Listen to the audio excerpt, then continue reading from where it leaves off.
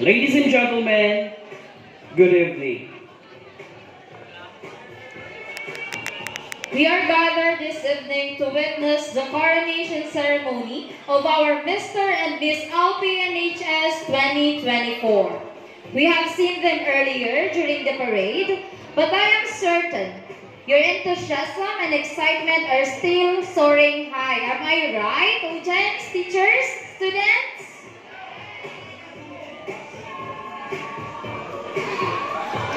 For sure, the members of our court will be more outstanding this evening. Without further ado, let me introduce my partner, Sir Jao Arcales, and yours truly, Miss Kimberly Tusho.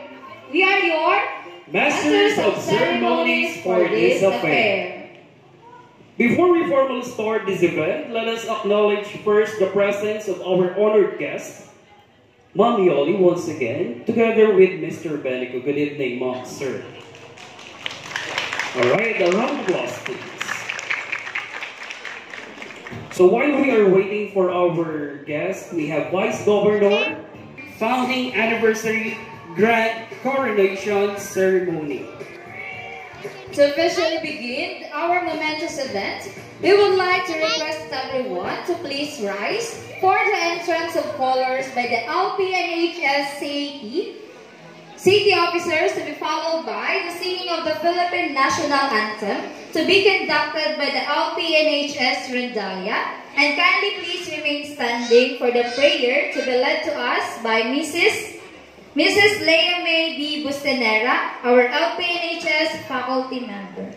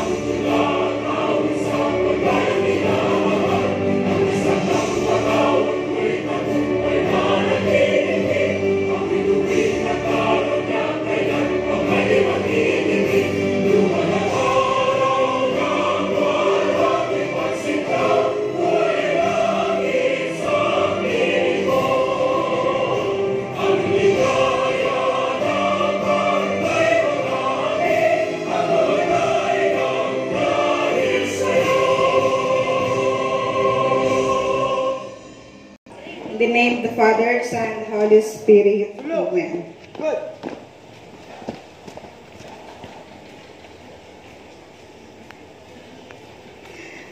On this special occasion of the 55th foundation anniversary of our beloved La Purísima National High School, we come before you with hearts filled with gratitude and thanksgiving. We acknowledge your presence in our journey and guiding us through challenges and triumphs, shaping us into a community of learning, growth, and excellence. Lord, may you bless this gathering with joy, camaraderie, and renewed sense of purpose. May our celebration filled with laughter, friendship, and harmonious place with values that unite us.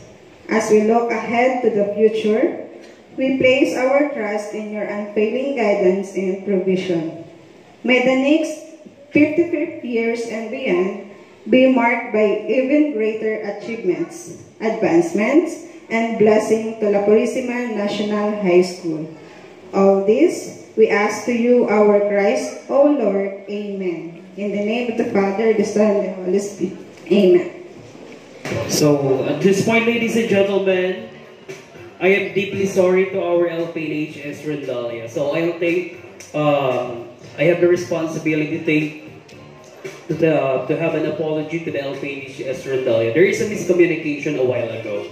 So, sorry Ma'am Rich, and of course with our LPNHS Rendalia. So, si Sir Joe po kasi yung nag-hudjat sa ating operator. So, that's why. Sorry Ma'am Guy. So, sorry once again to our LPNHS Rendalia. Anyway, we can also hear their special number later on. So, don't worry. So, once again, I am deeply sorry to our LPNHS Rendalia. So, at this point, ladies and gentlemen, let us now move on. And let us welcome the much-awaited LPNHS Coronation Night, a night of elegance, glamour, and beauty.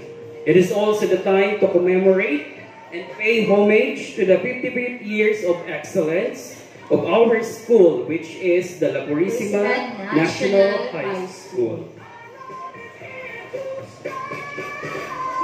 At this point, ladies and gentlemen, we have come now to the highlight of our founding anniversary, the entrance of beauties and their gallants.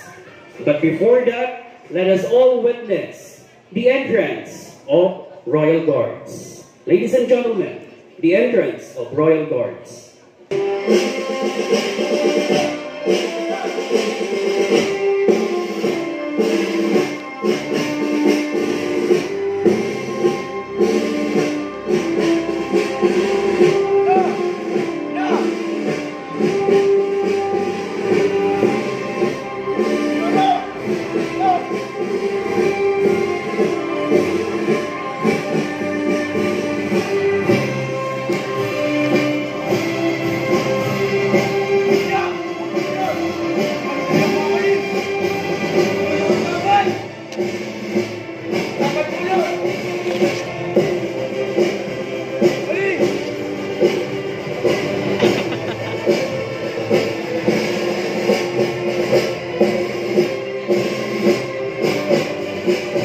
Ladies and gentlemen, the entrance of our reigning Mr. and Miss LPNHS 2023.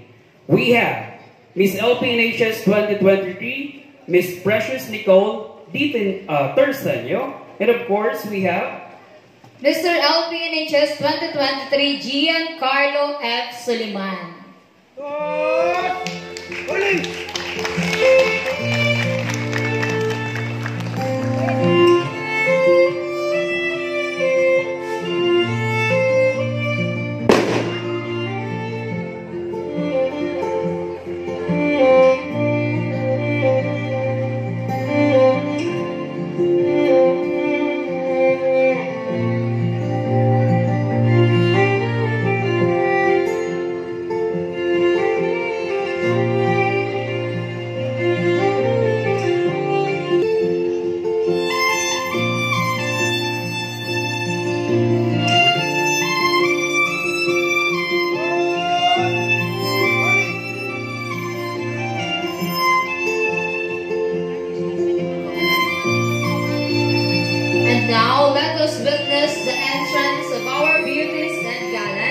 Beginning with the grand entrance of our fifth runner-up, Miss Angeline D. Baldosa and Mr. Franz Ronald Satingasi. Miss Angeline D. Baldosa is 15 years old, a grade 8 Gumamela student under the advisorship of Mrs. Amelita G. Gascon. She lives in Zone 4, Barangay La Purísima, Nagua, a loving daughter of Mr. Francisco B. Baldosa and Mrs. Elena B. Baldosa. She likes to dance her heart out. Her ambition is to become a He likes to sing. His ambition. We have our fourth runner-up.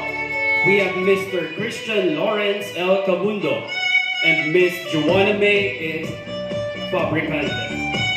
Miss Joanna May S. Fabricante is 12 years old, a grade 7 Lawan student under the advisorship of Mrs. Grace D. Halian.